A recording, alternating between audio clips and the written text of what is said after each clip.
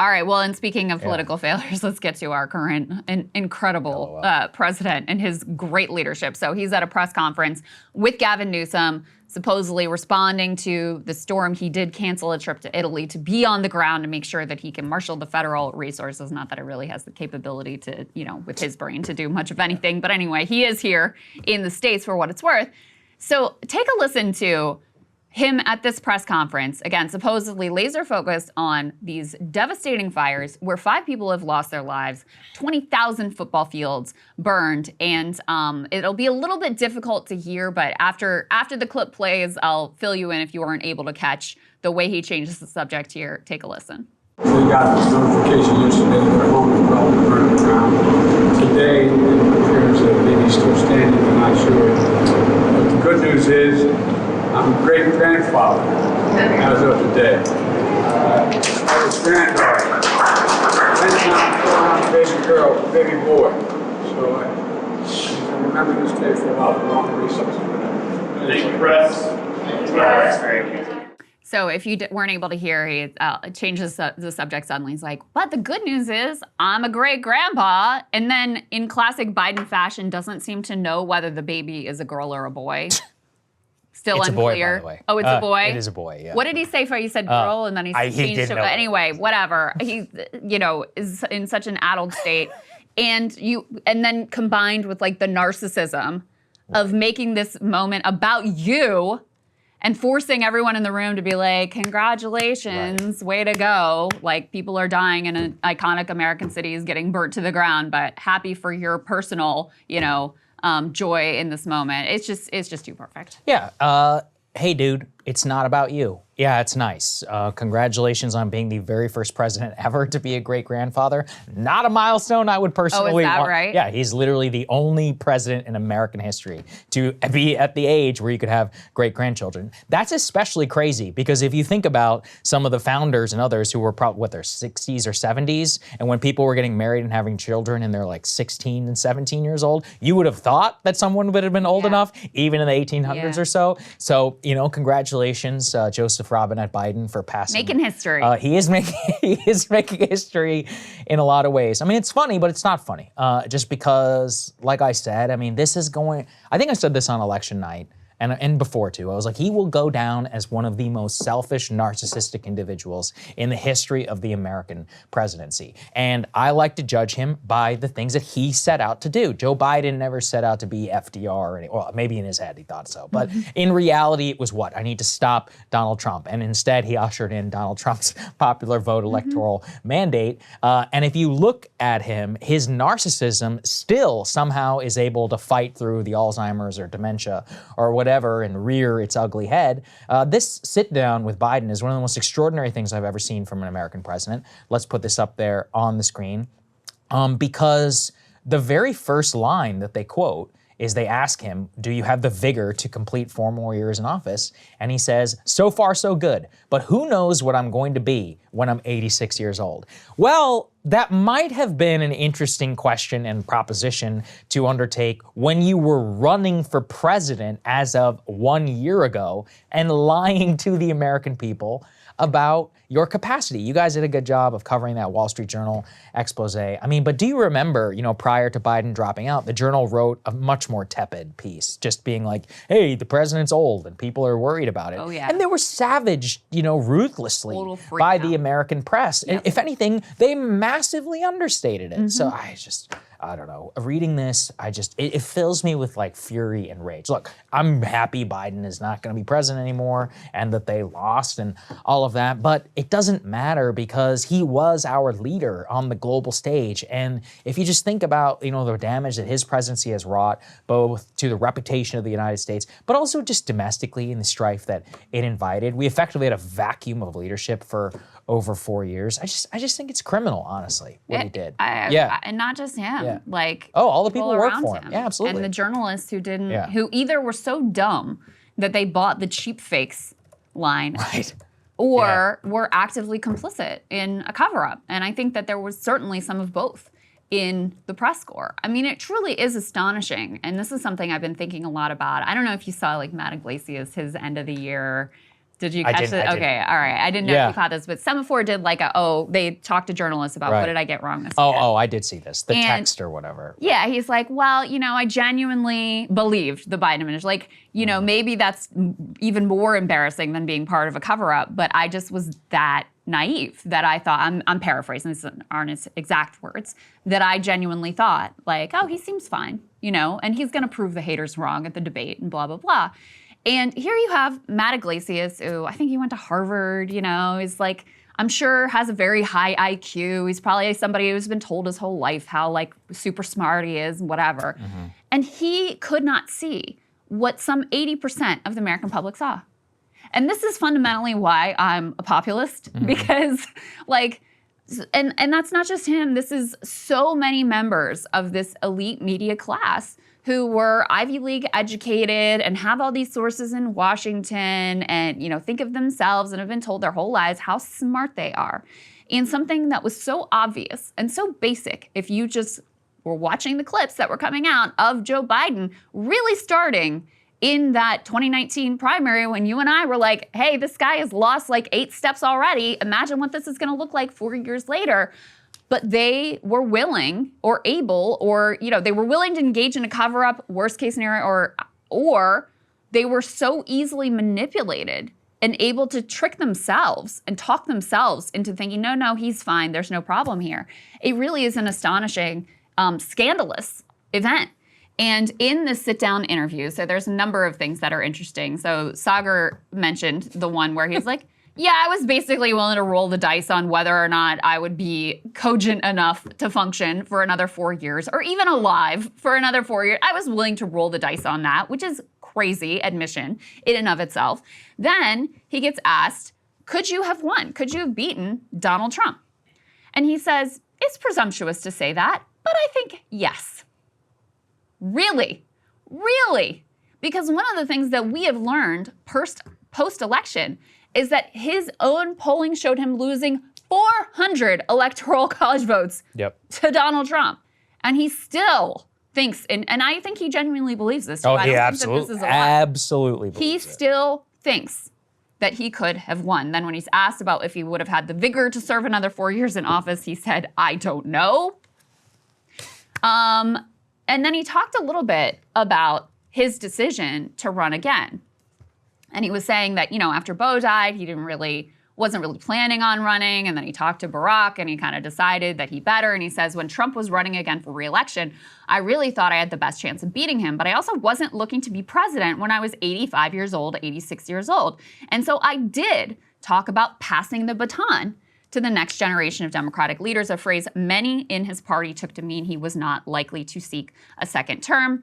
In terms of how he wants his legacy to be viewed, he says, I hope history says I came in and I had a plan how to restore the economy and reestablish America's leadership in the world. That was my hope. I mean, who knows? And I hope it records that I did it with honesty and integrity, that I said what was on my mind. Okay. Delusional. That you think that your legacy is 2 things: overseeing a genocide in Gaza and losing to Donald Trump. That's your legacy. I would actually add Ukraine to that as well, because it's very important. That was a pivotal thing as well. I think you're right about that. And, there were good things that I praised him for that he did economically, right? Early in the administration, he did some positive things. The National Labor Relations Board, Lena Khan at the FTC, like there were some things that if he had, first of all, had gotten Build Back Better through, so you had a stronger social safety net that people actually felt and experienced in real time, domestically, economically. I think that was a pivotal mistake. But then in terms of foreign affairs, I mean, it's just outside of withdrawing from Afghanistan, which I hope history will record was the right decision rather than staying there forever, and that he took on a lot of water politically for the fallout from that. But Ukraine and Gaza, utter and complete disaster. And then, as you said, Saagar, the one thing that he was really sent there to do by the voters was to defeat Donald Trump. And you have now ushered in a sort of consolidated Trump era, which will be reflected in the next block when we talk about Democrats now joining with Republicans on these immigration crackdown measures. Yeah, I mean, again, I don't want to. it's difficult. I think I did a Lex Friedman thing on this. I was like, look, it's hard to assess presidents in real time. But if you have a 50,000 foot view, you can generally tell what are the things that, I have some of these books behind me that are like long ago retrospectives. And if you read a history book, and it's like, well, what are the major events that happened? You had Israel and Gaza, you had Ukraine.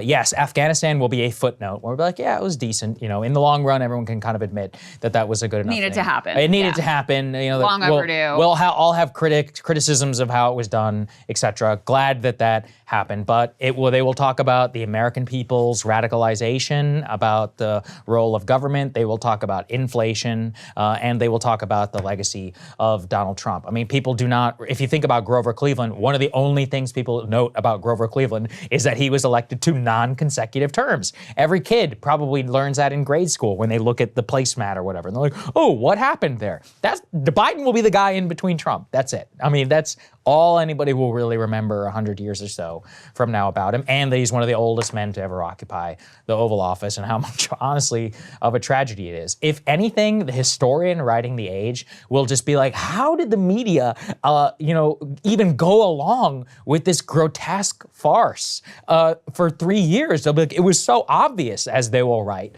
and cite editorials and criticisms from 2019. I remember getting so many angry emails and others at the time talking about Joe Biden's fake stutter and about how the fact that he was just old and his brain was melted back then. I'm like, it doesn't feel good, I guess, to be right, but it is somewhat vindicating in that when you can say the truth out loud, it's actually powerful, in the long run. So yeah, reading this, I think he's so horrible. The way that he foisted himself on America, the way that the cover-up and all of that happened. My only consolation is that all of the people around him, like Jake Sullivan and Anthony Blinken and all the other folks, have become such a laughingstock in the globe. They won't be like the Obama folks who all got cushy jobs at Uber and elsewhere. I think they'll just sail off into the sunset. No, because even they know. These are evil people. Truly evil people. Think about it. With Trump in 2016, he was the aberration, right? And people could have some false narrative about why Obama and all the people around him were heroes. I mean, if anything, you've seen Meta and all these other companies be like, oh, wait, we actually live in Trump's America. He won the popular vote. Why would you go out and hire all of these fake ex-Biden folks who not only perpetrated the crime of his foreign policy and others, but really just like domestically covered up his age, for so long? I just don't think they have any credibility in the same way. I could be wrong. I hope you're right. There's still so much commitment among bipartisan elites to we stand strong with Israel and all that stuff. And I mean, that's what Tony Blinken is most associated with, I think, at this point. I don't know. I don't know, but I hope you're right about that, because I genuinely think, like, I watched his whole exit interview, Tony Blinken's with the New York Times, and I just, I truly think, and I don't say this about a lot of people, this is an evil individual. Like, the things that he perpetrated, the things that he still, will cover up and lie about, it's just absolutely astonishing.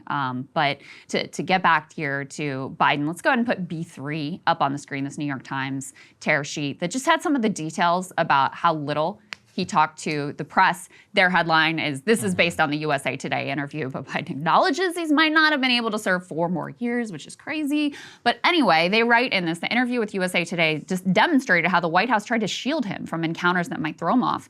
After 4 years in office, it was the first time he's ever given an interview to any reporter from any major mainstream newspaper, unlike any president in generations.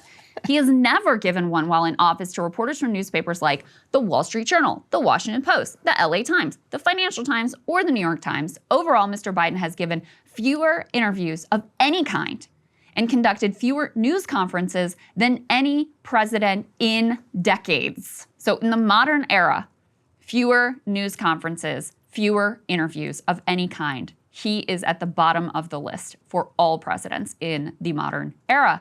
And again, these are all things, like, the New York Times would have been keenly aware of the fact that they had no access to this man, that they had never gotten an interview with this man. Remember when we covered his decision not to do the interview at the Super Bowl? Which, if you think that this is a person who is remotely coherent, reliably coherent, then that decision makes absolutely no sense. And, you know, people who were raising red flags about this were just dismissed. Like, that was such a tout.